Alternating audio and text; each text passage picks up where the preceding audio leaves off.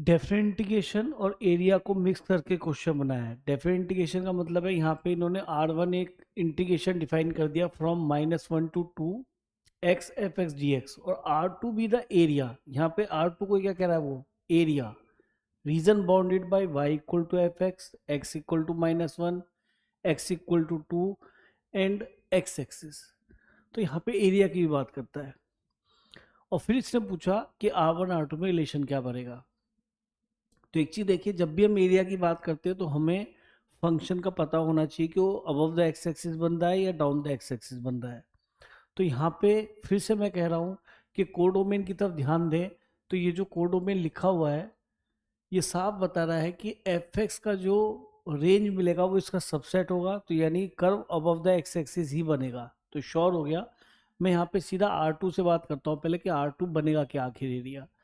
तो श्योर है कि जो function y equal to f x है और जिसका रेंज हमें हमेशा इसका सबसेट मिलेगा, उसका डोमेन हमें ये देखना है कि -1 से 2 के बीच में है। लेकिन यहाँ पे जो एरिया की बात हुई है वो कहाँ से कहाँ तक है, तो वो भी कुछ ऐसे ही दिख रहा है। x यहाँ पे क्या है, -1, ये हमारा ओरिजिन है, और x यहाँ पे क्या है, 2। तो ये वर्टिकल लाइन हमारे दोनों को दोनों ऑर्डिनेट्स दिखाई दे रहे हैं।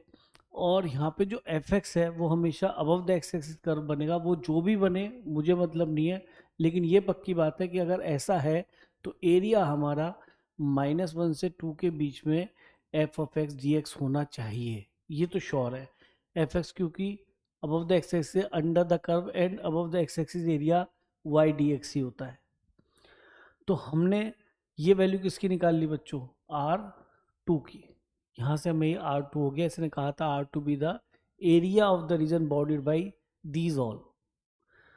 तो सारे कर्व इन्वॉल्व हो गए, R2 हमारा बन गया। लेकिन अब सीधा सीधा क्वेश्चन ये उठता है कि सर ये एफ एक्स तो मुझे पता नहीं, मैं इंटीग्रेट कैसे करूँगा, और मुझे तो R1 R2 में रिलेशन मिलाना है।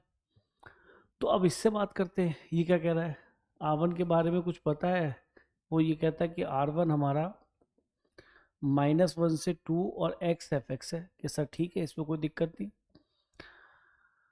अब भी इसे भी इंटीग्रेट करने का मन नहीं कर रहा है, एफ एक्स फंस रहा है।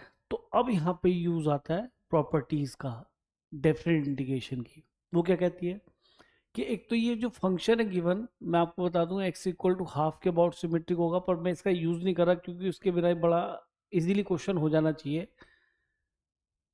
आप देख भी सकते हैं F of half plus X और F of half minus X equal आएगा हमेशा। पर चलो उस बात को छोड़ते हैं। लेकिन इसको देख के याद आता है कि हम इसे बाई पार्ट्स लगाना भी चाहे तो डिग्री बढ़ जाएगी। एक्स को इंटीग्रेट करेंगे तो x² by 2 हो जाएगा। तो हमने पहले प्रॉपर्टीज की तरफ गए और हमने शिफ्टिंग प्रॉपर्टी लगाई, एक्स की जगह a plus b minus x रखा। तो जैसा ही ख्याल कम ही आएगा स्टूडेंट को, एकदम एरिया की तरफ से देख रहे होंगे, लेकिन इसका फ़ायदा हमें यहाँ नज़र आ गया। जैसे ही हमें x की जगह 1 माइनस एक्स लगेंगे तो शायद हमें सब कुछ नज़र आने लगेगा। देखो ऊपर तो देखो ज़रा, एक और रिलेशन दे रखा था इसने, f of x plus equal to f of 1 minus x. तो ठीक है, एफ ऑफ 1 माइनस एक्स और एफ ऑफ एक्स की बात करते हैं। अच्छा, हमें इस तरफ जरूर ध्यान रख देना है कि f of x g x -1 से 2 को हम R2 लिखेंगे। तो फिर से मैंने एफ ऑफ 1 माइनस एक्स को जो गिवन था रिलेशन का यूज करके क्या लिख दिया, एफ ऑफ एक्स। अब हमने इसको अंदर मल्टीप्लाई कर लिया, -1 से 2, ये एफ एक्स इससे मल्टीप्लाई होगा, इससे मल्टीप्लाई होगा, तो ये एफ ऑफ एक्स हो गया -1 to 2, और ये एक्स एफ एक्स आ गया। और शायद ये हमें दोबारा से वही इंटीग्रेशन नज़र आ रहा है जिसको उसने R1 बोला था। तो ये भी R1 है, ये भी R1 है, और आई थिंक ये हमारा R2 है, और ये वैल्यू हमारी R1 की आ रही है इधर से। तो अब इस R1 को हम इधर ले आएंगे, तो twice of R1 equal to R2।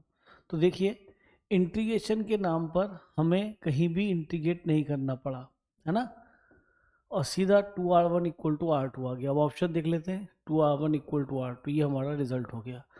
तो इजी क्वेश्चन है, लेकिन इस टाइप का सेम क्वेश्चन आप देखना आपको जेईई मेन में मिलेगा, और वहाँ पे उसने बस इसके डोमेन को चेंज कर दिया है, केवल यही रिलेशन रखा है, यही सब कुछ है। तो उससे R1 R2 के रिलेशन में रिजल्ट पे शायद इम्पैक्ट आ सकता है। चेक कर लेना, लेटेस्ट योगा 20 से लेके 24 के बीच में मिल जाएगा आपको क्वेश्चन, एग्जैक्टली सेम आता है। इसी वजह से हम कहते हैं कि पी वाई क्यूज जरूर करके जाइए।